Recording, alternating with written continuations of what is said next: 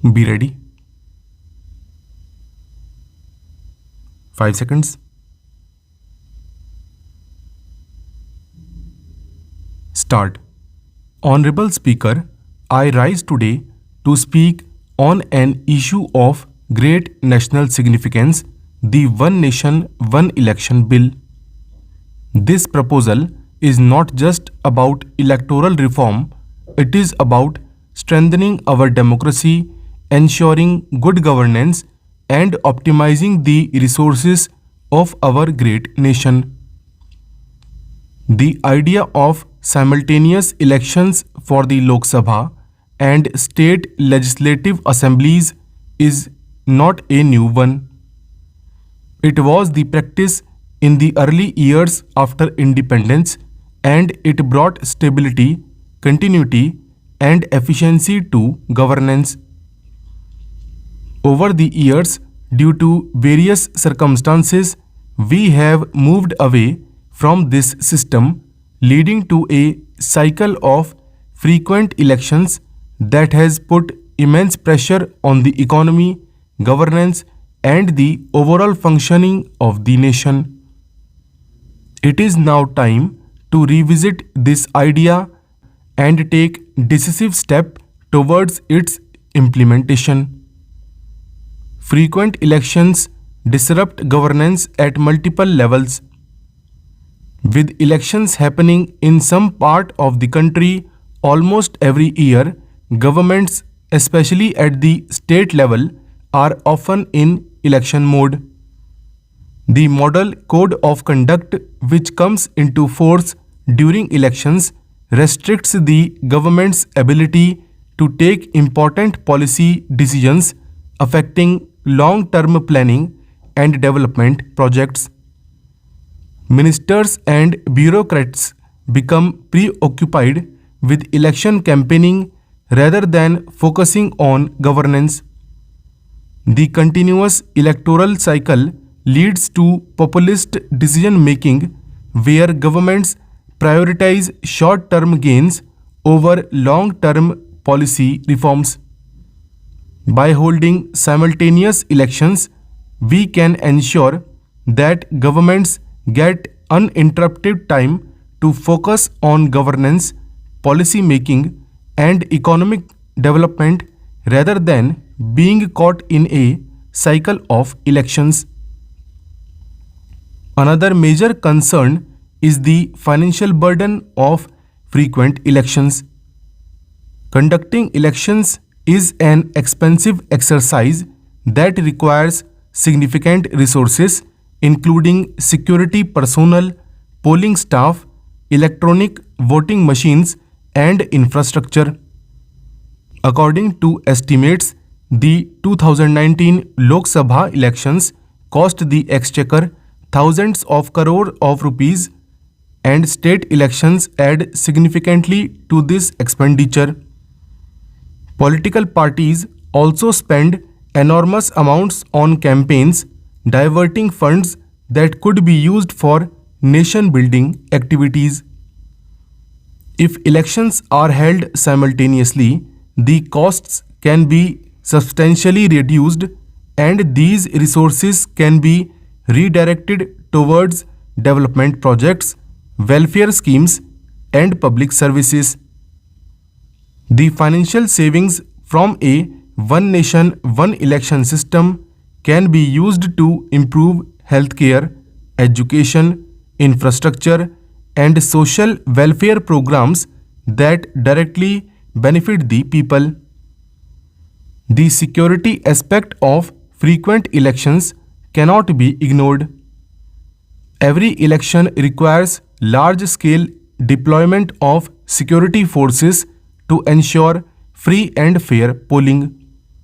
This places a huge burden on the police, parliamentary forces, and administrative machinery. In states affected by security challenges such as insurgency or border tensions, this repeated deployment weakens national security preparedness. Holding elections simultaneously will allow security forces to focus on their primary duties rather than being continuously engaged in election-related activities. A well-coordinated electoral process will not only ensure smoother and more secure elections but also enable security forces to concentrate on maintaining law and order in their respective regions. The constant cycle of elections also has a significant impact on economic activity. Election-related disruptions affect industries, trade, and investment. Political uncertainty during election periods often leads to hesitancy among investors, slowing down economic growth.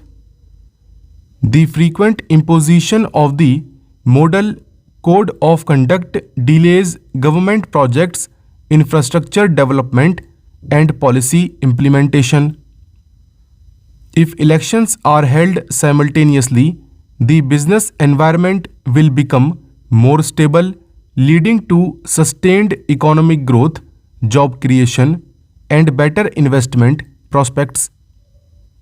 This will provide a strong boost to India's economy, making it more resilient and globally competitive. Simultaneous elections will also strengthen the democratic process by encouraging greater voter participation. Currently, many voters experience election fatigue due to frequent polling, leading to lower turnout in state elections compared to general elections.